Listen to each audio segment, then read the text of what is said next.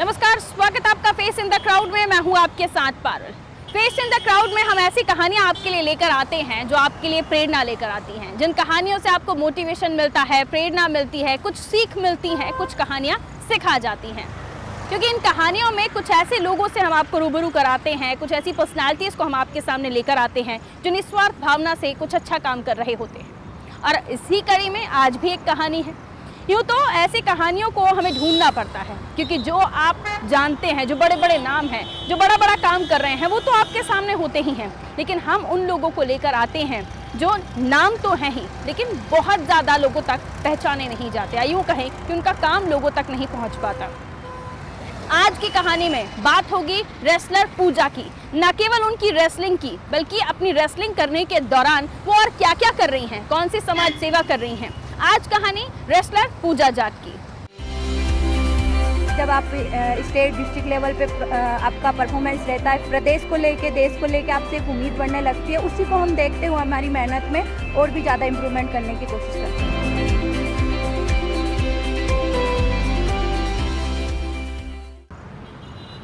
देवास के खातेगांव की रहने वाली हैं पूजा जाट। यूँ तो रेसलिंग में नाम कमा चुकी हैं, नेशनल इंटरनेशनल लेवल पर अपनी प्रतिभा का लोहा मनवा चुकी हैं, और अब उनकी कोशिश एक नया काम करने की है।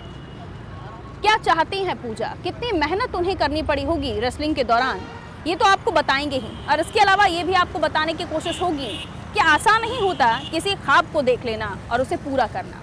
ख्वाब तो सभी देख लेते हैं, लेकिन उसे पूरा करना, कामयाबी हासिल करना, ये अपने आप में बहुत मेहनत का काम होता है। पूजा अकेली थी, अपने गांव से निकली, अपनी उस जगह से निकली जहां वो जन्मी, और उसके बाद उनकी शादी भी हुई। शादी के बाद ससुराल गई। कभी आपने सोचा है कि ससुराल जाने के बाद बहू रेसलिंग करती हुई दिखे? लेकिन पूजा को ऐसा ससुराल मिला कि उनके पति ने उनसे रेसलिंग तक करवाई। पूजा के पति खुद भी रेसलर रहे, लेकिन एक घटना के दौरान उसके बाद उन्होंने कभी रेसलिंग की नहीं, या उन्होंने सोचा नहीं कि वो रेसलिंग करेंगे। और उसके बाद लेकिन उन्होंने ये ज़रूर सोचा कि वो अपनी बीवी से, अपनी पत्नी से ज़रूर रेसलिंग करवाएंगे। पूजा की डाइट से लेकर पूजा के खाने पीने के अलावा क्या उनको करना है, किस तरह से उनको कोचिंग देनी है, तमाम चीज़ें पूजा के पति खुद ही देख रहे थे। कितनी अच्छी कहानी है ना, कि पत्नी को सिखाने वाले या उसे ट्रेन करने वाले उसके खुद के पति ही हैं। और अब पूजा खुद चाहती हैं कि उनके आसपास की बच्चियां या वो लोग जो खेल में अपना नाम बनाना चाहते हैं, वो भी आगे बढ़ें, और इसके लिए पूजा खुद उन्हें ट्रेन कर रही हैं, कोचिंग दे रही हैं। जब आप स्टेट डिस्ट्रिक्ट लेवल पे आपका परफॉर्मेंस रहता है, प्रदेश को लेके, देश को लेके आपसे एक उम्मीद बढ़ने लगती है। उसी को हम देखते हुए हमारी मेहनत में और भी ज़्यादा इम्प्रूवमेंट करने की कोशिश करते हैं।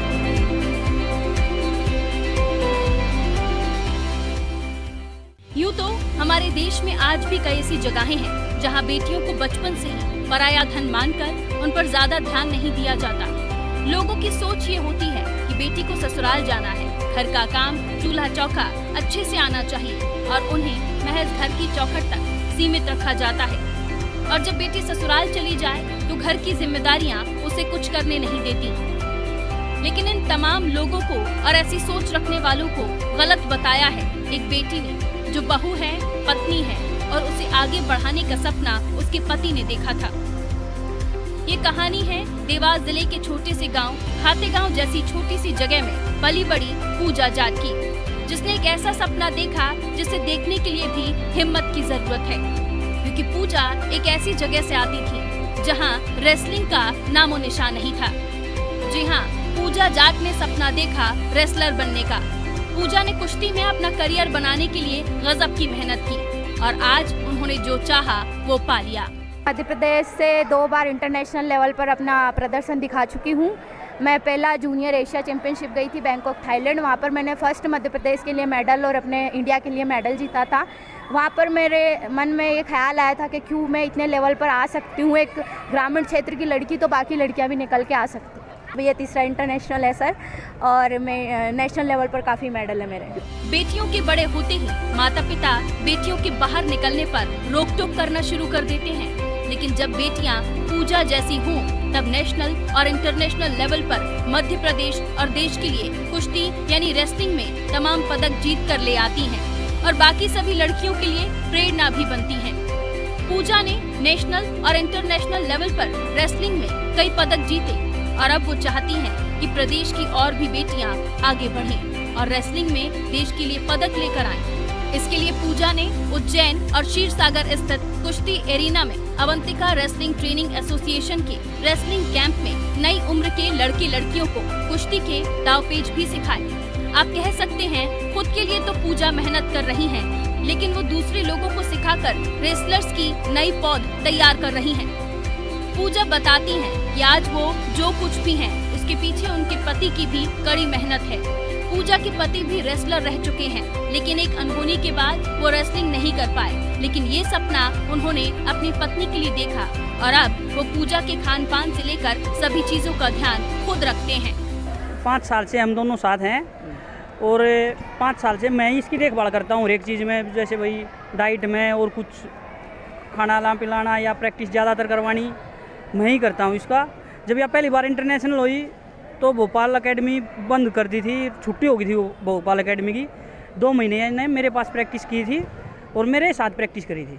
लड़कियाँ तो इतिहास रचती हैं भाई साहब, तो इसलिए मैंने ये देखा कि भाई जो काम मैं नहीं कर सका, मेरा पापा एक्सपायर हो गए थे, मेरे चोट लग गई थी, तो मैं अपनी वाइफ से करवा सकता हूँ क्योंकि हर एक चीज़ का मेरे को नॉलेज है। मैं अपने मध्य प्रदेश की जितनी भी लड़कियां हैं जो ग्रामीण क्षेत्र से निकली हुई हैं, मैं उनको चाहती हूँ कि वो भी आगे निकल के आएँ, वो भी आगे कुछ करें, ताकि हमें भी और भी आगे बढ़ने में उनका सपोर्ट मिले, सहयोग मिले कि देखो हमारे क्षेत्र से लड़कियां निकल रही हैं। पूजा अभी भी मेहनत करने में कोई कोर कसर नहीं छोड़ रही हैं, क्योंकि उनका टारगेट 3 साल बाद होने वाले ओलंपिक में अपने देश के लिए पदक जीत कर लाना है और अपने देश का नाम रोशन करना है। पूजा ने कुश्ती एरिना में आयोजित किए जा रहे ट्रेनिंग कैंप में बतौर कोच यहाँ के हर खिलाड़ी को 1 महीने की ट्रेनिंग दी और अब वो नॉर्वे में आयोजित की जा रही वर्ल्ड रेसलिंग चैंपियनशिप में भाग लेने जाएंगी। उज्जैन के कुश्ती एरिना में शुरू हुए रेसलिंग ट्रेनिंग कैंप के पूर्व वुमेन रेसलिंग में मध्य प्रदेश और देश का नाम रोशन करने वाली पूजा जाट का अवंतिका रेसलिंग एसोसिएशन की तरफ से सम्मान भी किया गया। चेंज तो लाइफ में आना ही है, क्योंकि जैसे एक प्लेयर की जर्नी होती है शुरू से जिसकी आखिरी तक, तो वो चेंज होती रहती है। एक नॉर्मली जब आप स्टेट डिस्ट्रिक्ट लेवल पे आपका परफॉर्मेंस रहता है, फिर आप नेशनल लेवल पर परफॉर्मेंस करती हो, फिर आप इंटरनेशनल पर परफॉर्मेंस करती हो, तो आपसे एक उम्मीद ज़्यादा बढ़ जाती है। प्रदेश को लेके, देश को लेके आपसे एक उम्मीद बढ़ने लगती है। उसी को हम देखते हुए हमारी मेहनत में और भी ज़्यादा इम्प्रूवमेंट करने की कोशिश करते हैं। मेरे घरवाला का भी फुल सपोर्ट है इस चीज़ में, मेरे घरवाले भी स्पोर्ट्स से जुड़े हुए हैं और मैंने तो पता था कि हाँ कुछ ना कुछ मैं बना सकता हूँ इसको, तो इसलिए इसको आज मैंने तो बोल रखा है भाई 10 साल 20 साल तू जितनी साल प्रैक्टिस करती रहो, कोई दिक्कत नहीं, तेरे को कोई प्रॉब्लम नहीं है, मैं खड़ा हूँ। हाँ अगर मैं नहीं होऊंगा तो वो अलग बात है भाई। वैसे आप खाना भी बनाते हैं? हाँ मैं भाई साहब खाना भी बनाता हूँ, बादाम भी रगड़ के पिलाता हूँ, सारा काम मैं ही करता हूँ, प्रैक्टिस भी करवाता हूँ और खाना भी मैं खुद अपने हाथ से बना के खिलाता हूँ। जैसे हरियाणा में बनाते हैं, हम अखाड़े में बनाते थे अपने हाथ से खुद, तो मैं ही खिलाता हूँ इसको अपने घर से घी, और मैं खिलाता हूँ घर से। पूजा ने जो सपना देखा उसे पूरा कर लिया। पूजा रेसलर बनना चाहती थी, लेकिन बनी वो शादी के बाद। यूँ तो उनके पति और उनके ससुराल का भी उनके रेसलर बनने के पीछे बड़ा हाथ रहा। उनके पति खुद चाहते थे कि पूजा रेसलर बने। वो खुद भी एक रेसलर थे, लेकिन एक एक्सीडेंट के बाद वो रेसलिंग नहीं कर पाए, जिसके बाद ये सपना उन्होंने अपनी पत्नी के लिए देखा और आज पूजा एक कामयाब रेसलर है और आगे भी और प्रतियोगिताओं में वो हिस्सा लेने के लिए तैयारी कर रही हैं। यूँ तो पूजा की सोच है कि न केवल वो बल्कि प्रदेश की और भी बेटियां और भी बच्चे आगे बढ़ें और खेल में अपना नाम कमाएं, देश का नाम रोशन करें, देश के लिए मेडल लेकर आएं। और इसी सोच के साथ पूजा दूसरों को भी ट्रेनिंग देती है, जिसके लिए न केवल पूजा का परिवार उन पर गौरवान्वित है, बल्कि पूरे देश प्रदेश को पूजा पर गर्व है। पूजा की कहानी प्रेरणा देती है, सिखाती है उन लोगों को, खासतौर पर उन पतियों को जो अपनी पत्नी को महज अपनी जागीर समझते हैं, उन ससुराल वालों को जिनके घर में बहू आ जाए तो वो सिर्फ घरेलू काम के लिए होती है। उन लोगों को ये कहानी सबक देती है, क्योंकि अगर पूजा के साथ उसके पति का साथ नहीं होता तो शायद हो सकता है कि वो इतना आगे नहीं बढ़ पाती। पूजा के साथ पति का सहारा था, उनका ही भरोसा था कि पूजा आज एक कामयाब रेसलर है, इंटरनेशनल नेशनल लेवल पर वो पदक विजेता है। और अब जब लोगों को उनकी कहानी पता चल रही है तो लोग तो उनकी तारीफ कर ही रहे हैं, साथ में पूजा के पति को भी तारीफ और उनकी भी सराहना की जा रही है, क्योंकि पूजा के पति की ही तो सोच थी कि पत्नी को रेसलर बनाना है, और उन्हीं की ट्रेनिंग, उन्हीं के कोचिंग का नतीजा कि पूजा जिस मुकाम पर हैं। उनके हस्बैंड भी बताते हैं कि वो भी रेसलर बनना चाहते थे, लेकिन कुछ कारणों से उन्हें बीच में ड्रॉप करना पड़ा, लेकिन उन्होंने अपनी पत्नी को आगे बढ़ाया। हमारे देश में जब बेटी ब्याह कर जाती है तो उसे आगे बढ़ने के लिए तमाम रास्ते बंद हो जाते हैं, लेकिन अब धीरे धीरे लोगों की जो सोच है, जो मेंटालिटी है, उसमें चेंज आ रहा है, उसमें बदलाव आ रहा है, और लोग चाहते हैं कि बेटियों को भी आगे बढ़ाया जाए, बहुओं को भी आगे बढ़ाया जाए।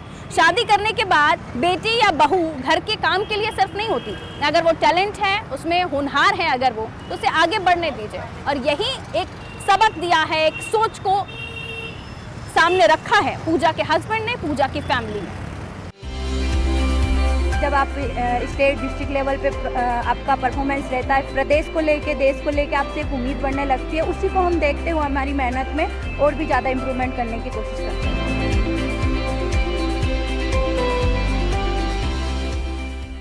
तो पूजा की कहानी तो आपने सुनी, उसका जीवन किस तरह से वो आगे बढ़ी ये भी आपने समझा, और कैसे उसके हस्बैंड का सपोर्ट उसे मिला ये भी आपने देखा।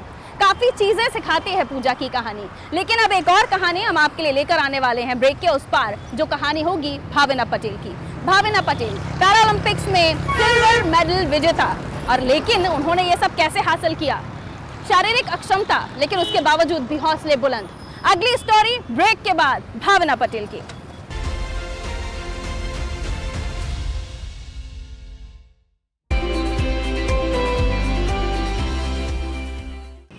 ब्रेक के बाद एक बार फिर से आपका स्वागत है। हमारे शरीर का अगर एक भी पुर्जा काम करना बंद कर दे, या हम किसी भी तकलीफ में हों, लग जाए, चोट आ जाए, हम अपने आप को असहाय समझने लगते हैं, लाचार समझने लगते हैं। लेकिन आज जो कहानी हम आपके लिए लेकर आने वाले हैं वो एक ऐसी खिलाड़ी की है जो है तो शरीर से पूरी नहीं, या यूं कह सकते हैं कि वो विकलांग है, दिव्यांग है, और उसने जो कर दिखाया वो सबके लिए मिसाल है। कोई भी कमजोर नहीं होता अगर उसके हौसले बुलंद हो, अगर वो करना चाहे तो। और भावना ने जो चाहा सो कर दिखाया, उसके आगे उसकी कमजोरी ने भी दम तोड़ दिया, और उसने पैरालंपिक्स में मेडल हासिल किया। भावना पटेल की स्टोरी प्रेरणा देती हुई, सबक देती हुई, इंस्पिरेशन देती हुई कि अगर आपके हौसले मजबूत हैं, आप मजबूत हैं, तो कोई भी चीज नामुमकिन नहीं।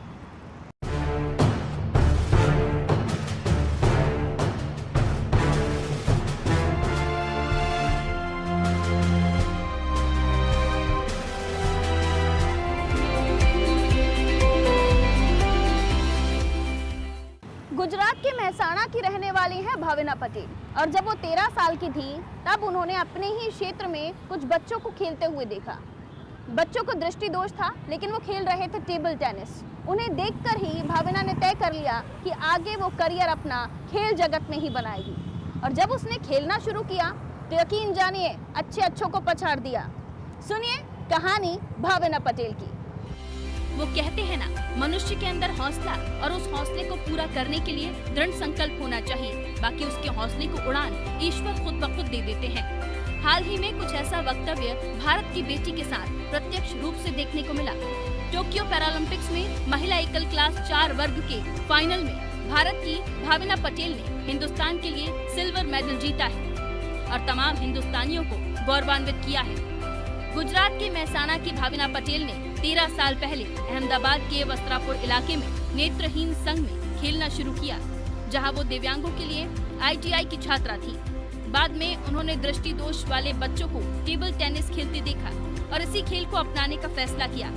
भावना पटेल 2011 में दुनिया के दूसरे नंबर की खिलाड़ी भी बनी, जब उन्होंने PTT Thailand table tennis championship में भारत के लिए रजत पदक जीता था। अक्टूबर 2013 में उन्होंने बीजिंग में एशियाई पैरा टेनिस चैंपियनशिप में रजत पदक जीता था। टोक्यो खेल में महिला एकल क्लास वर्ग 4 में जीता तो भावना ने सिल्वर, लेकिन उन्हें उम्मीद थी गोल्ड की।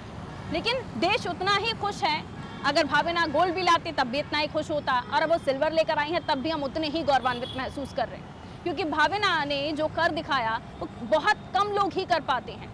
इतनी मेहनत, इतना कड़ा संघर्ष और हौसले बुलंद रखना। भावना को ये पता नहीं था कि वो इतना आगे बढ़ जाएगी, लेकिन जैसे जैसे वो खेलती गई, आगे बढ़ती गई, पीछे पलट कर नहीं देखा। और मजबूत इरादों ने उसे कामयाबी दिला दी। अब आगे भी उसे अपनी मंजिल को पाना है, क्योंकि इससे ही वो केवल संतुष्ट नहीं है और अब आगे की मंजिल उसका गोल्ड है। लेकिन सवाल ये है कि हमारे देश में कई ऐसे लोग हैं जो अपनी शरीर की अक्षमताओं की वजह से खेलने से पहले या ज़िंदगी जीने से पहले ही हार जाते हैं। न जाने उनके जहन में क्या विचार होता है और वो अपने आप को इतना कमज़ोर, इतना लाचार समझते हैं कि कुछ भी करना भी नहीं चाहते, या करना चाहते भी हैं तो शायद उनके हौसले, उनके इरादे उनका साथ नहीं देते। लेकिन भावना की कहानी उन तमाम दिव्यांगों के लिए प्रेरणा है, इंस्पिरेशन है, जो अब इस कार्यक्रम को देख रहे होंगे और इसी से, यहीं से ही तय आप करिए कि आगे आपको क्या करना है। जब भावना कर सकती है तो कई लोग अच्छे खासे हैं, तंदुरुस्त हैं, पुष्ट पुष्ट हैं, कर ही सकते हैं। अगर आप विकलांग भी हैं, दिव्यांग भी हैं और भावना से कुछ सीखना चाहते हैं तो ये वक्त बिल्कुल सही है। आप अपने लिए संकल्प ले सकते हैं, अपने भविष्य के लिए संकल्प ले सकते हैं। और जैसे सबको गलत साबित किया भावना ने, वैसे आप भी इस दुनिया को गलत साबित कर सकते हैं। आपको बता दें, शारीरिक अपंगता के बाद भी भावना में इतनी मेहनत थी कि आज इनके जज्बे को पूरी दुनिया सलाम कर रही है। पैरालंपिक्स के महाखेल में भावना पटेल ने भारत को सिल्वर मेडल दिलाकर विश्व में भारत और तमाम भारतीयों का सीना गर्व से ऊंचा कर दिया। मुझे बहुत खुशी हो रही है कि यहाँ मैं टॉप 16 में जगह बना पाई हूँ और जो मेरी अपोनेंट थी उसके साथ पॉइंट टू पॉइंट खेल के मतलब जो फाइट चल रही थी हम लोगों की 17 पॉइंट्स तक मैंने फाइट की, तो वो खुशी बहुत है और मैं चाहती हूँ कि अभी और मैं बेटर करूँ। बस उस टाइम मैंने पेशेंस रखा था कि नहीं, बस मुझे अपना फोकस कंटिन्यू करना है। टोटली मैंने फोकस अपने बॉल पे डाला था कि जिसकी वजह से मैं दिमाग में कोई भी फालतू थॉट्स ना आए, कि जिसकी वजह से मैं कहीं डाइवर्ट ना हो। मेरा टोटली फोकस बॉल पे था और वही मैंने किया।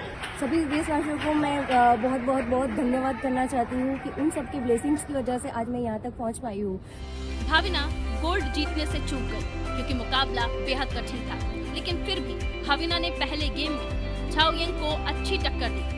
चीन की 2 बार की पूर्व स्वर्ण पदक खिलाड़ी ने एक बार लय हासिल करने के बाद भावना को गेम में वापसी करने का मौका नहीं दिया। उनको रजत पदक से ही संतोष करना पड़ा। खैर, जो भी हो, भारत को भावना के सिल्वर पर उतना ही अभिमान है जितना कि उनके गोल्ड पर होता। भावना आज पूरे भारत की प्रेरणा बन चुकी हैं। कई दिव्यांग जो कहीं न कहीं अपनी जिंदगी से निराश, हताश हो चुके थे, उनको भावना के रूप में एक नई आशा की किरण दिख रही है और वो भी भारत की इस बेटी की तरह अपनी जिंदगी में कुछ हासिल करने का लक्ष्य रख रहे हैं। टोक्यो पैरालंपिक्स में सिल्वर मेडल लेके आने वाली भावना पटेल ने इतिहास रच दिया। कई सारे लोगों के लिए वो मिसाल हैं और सीख भी, कि जब आप सोचते हैं कि आप कुछ नहीं कर सकते क्योंकि आप लाचार हैं, आप असहाय हैं, आपके शरीर का हाथ नहीं काम कर रहा, पैर नहीं काम कर रहा, आप आंखों से नहीं देख सकते, तब आप लाचार हो जाते हैं। आपको लगता है दुनिया खत्म हो गई, कुछ नहीं हो सकता आप। लेकिन उन्हीं लोगों के लिए मिसाल है भावना। और जब उन लोगों के लिए मिसाल है तो अच्छे खासे जो लोग चंगे भले हैं, हुष्ट पुष्ट हैं, उनके लिए तो और भी बड़ी मिसाल है कि जब भावना कर सकती है तो आप क्यों नहीं। भावना ने तो इतिहास रच दिया, ये दिखा दिया कि अगर कोई ठान ले, हिम्मत करे, हौसला रखे और सही इरादे, नेक इरादों के साथ आगे बढ़ता जाए तो नाकामयाबी नहीं, कामयाबी ही मिलेगी। शरीर का एक अंग भी अगर साथ ना दे तो हौसले टूट जाते हैं, इरादे डगमगा जाते हैं, कुछ करने की ख्वाहिश खत्म हो जाती है। लेकिन भावना ने एक एक कदम बढ़ाया और हर कदम पर कुछ न कुछ सीखा।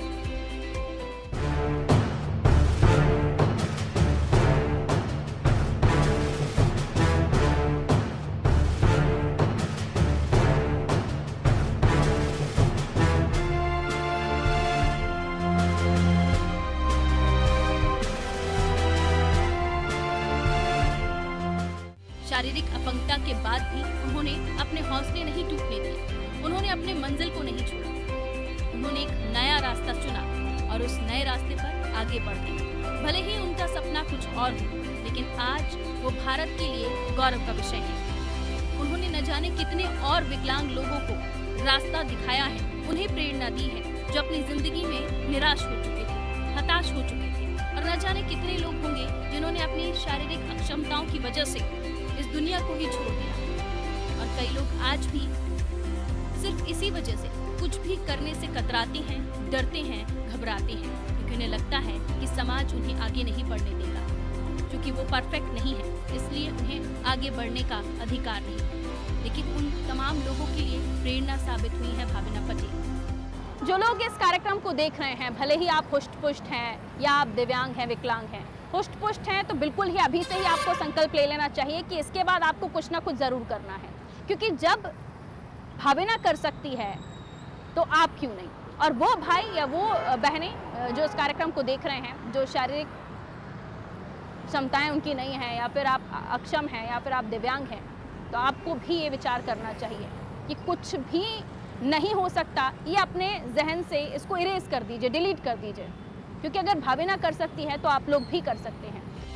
पैरालंपिक्स में सिल्वर मेडल जीतने के बाद भाविना ने जो कर दिखाया, उसे करने के लिए कड़ी मेहनत, जज्बा, हौसला और दिन रात की ट्रेनिंग चली, जो बखूबी भाविना ने किया था। अनादि टीवी की तरफ से भी भाविना को सलाम। तो भाविना ने तो कर दिखाया, अब बारी आपकी है। इस कार्यक्रम के बाद आप भी संकल्प ले लीजिए कि जरूर भाविना की तरह ही कुछ ऐसा करेंगे कि हम फेस इन द क्राउड में आपकी स्टोरी लेकर आएंगे। फिलहाल मुझे दीजिए इजाजत, और खबरों के लिए आप देखते रहिए अनादि टीवी। रखिए अपना ख्याल। नमस्कार।